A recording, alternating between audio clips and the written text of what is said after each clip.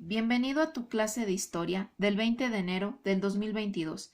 En nuestra clase del día de hoy vamos a continuar estudiando el tema de la Revolución Mexicana. En nuestra clase pasada habíamos estudiado cómo Porfirio Díaz se había negado a dejar la presidencia, lo que ocasionó el descontento de diferentes personajes. Uno de ellos fue Francisco I. Madero, el cual hizo un llamado al pueblo mexicano a levantarse en armas para buscar que Porfirio Díaz dejara la gubernatura.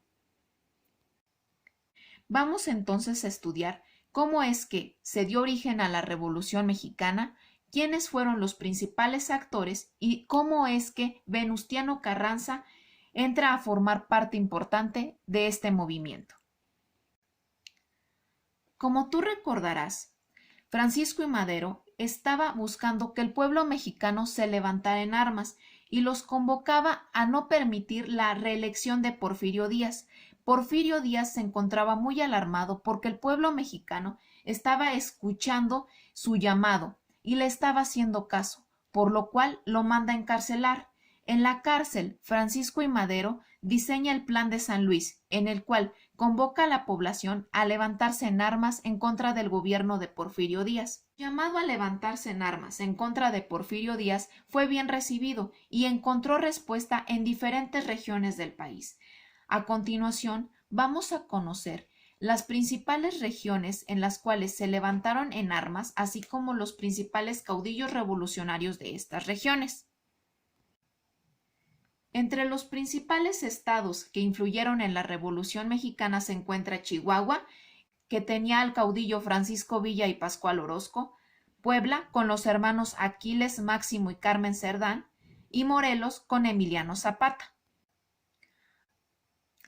Aquí en este mapa podemos observar los principales personajes de la Revolución Mexicana, así como la zona en la cual tuvieron mayor influencia. Por ejemplo, aquí podemos ver a los hermanos Cerdán que estuvieron en Puebla. Aquí está Emiliano Zapata en Anenecuilco, Morelos. Aquí podemos ver a Venustiano Carranza en Cuatro Ciénagas, Coahuila. Francisco Villa en San Juan del Río, Chihuahua. Y así también podemos observar a otros caudillos, así como personajes importantes de la revolución.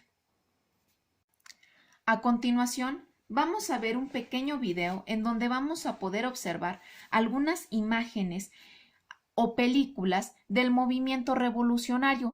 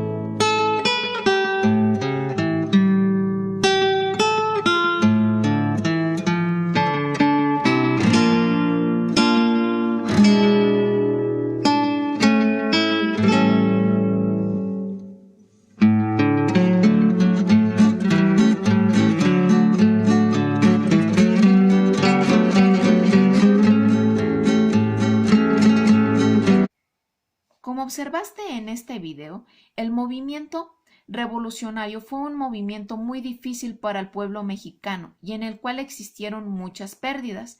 Sin embargo, de este movimiento surgió triunfador Francisco I. Madero y sus seguidores. Entonces, vamos a ver qué sucedió con Porfirio Díaz después de que éste perdió la revolución. Como te había comentado, los levantamientos tuvieron una gran extensión Y en mayo de 1911, el general Díaz renunció a la presidencia y abandonó el país, quedando como presidente Francisco León de la Barra, quien organizó las elecciones libres. Es decir, del movimiento de la Revolución Mexicana surgió el abandono de la presidencia por parte de Porfirio Díaz.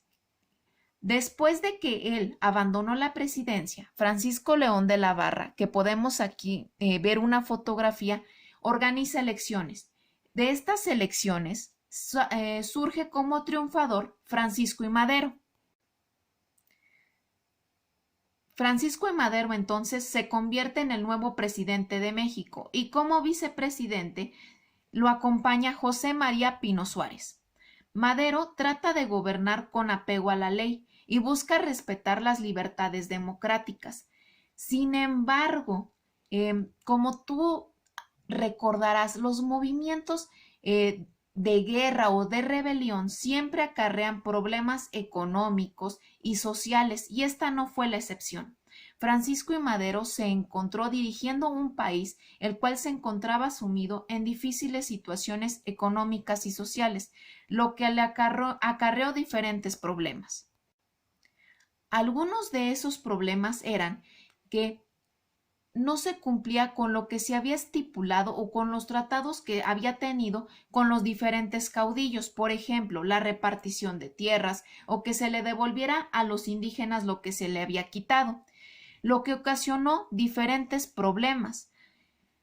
Uno de los problemas más grandes que tuvo fue con Emiliano Zapata, el cual exigía el cumplimiento de la devolución de la tierra a los indígenas, lo cual no se llevó a cabo en el tiempo que se había acordado, lo que provocó que Emiliano Zapata se levantara en armas en contra de Francisco I. Madero. Así también habían problemas en otros sectores.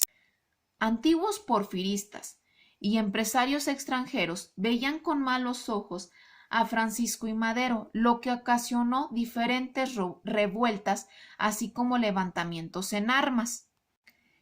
Esta situación ocasionó que en febrero de 1913 un grupo de militares se rebelara en contra del gobierno, dando lugar a la Decena Trágica.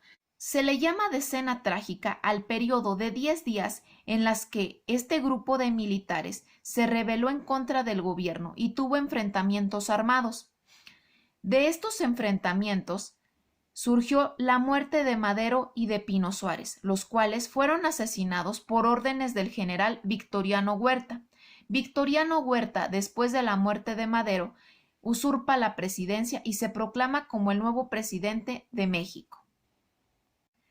Esta situación genera el descontento de Venustiano Carranza, que era el gobernador de Coahuila, el cual elabora el Plan de Guadalupe. El Plan de Guadalupe desconocía a Victoriano Huerta como presidente y se autonombraba a él como jefe del ejército constitucionalista, el cual exigía el respeto de la Constitución mexicana. Después de haber revisado esta parte de la historia de la Revolución, vamos a realizar la siguiente actividad. Como actividad vas a investigar la biografía de Francisco I. Madero y José María Pino Suárez y vas a escribir en tu libreta los siguientes datos de cada uno de estos personajes. Vas a investigar fecha de nacimiento y defunción, profesión o labores que realizaba antes de ocupar un puesto en la política, hechos o eventos importantes que realizó o en los que participó y datos del asesinato. Es decir, que en tu libreta deben de haber dos investigaciones, una de Francisco I. Madero y otra de José María Pino Suárez. Estas investigaciones deben de tener estos datos. Una vez que ya hayas realizado esta actividad, habrás terminado con tu clase de historia de este día. ¿Qué vas a subir entonces a la plataforma como evidencia? A tu plataforma como evidencia vas a subir la investigación de los datos que se te pidieron de Francisco I. Madero y de José María Pino Suárez. Recuerda tomarle foto a tus evidencias, subirlas a la plataforma y que tengas un muy buen día.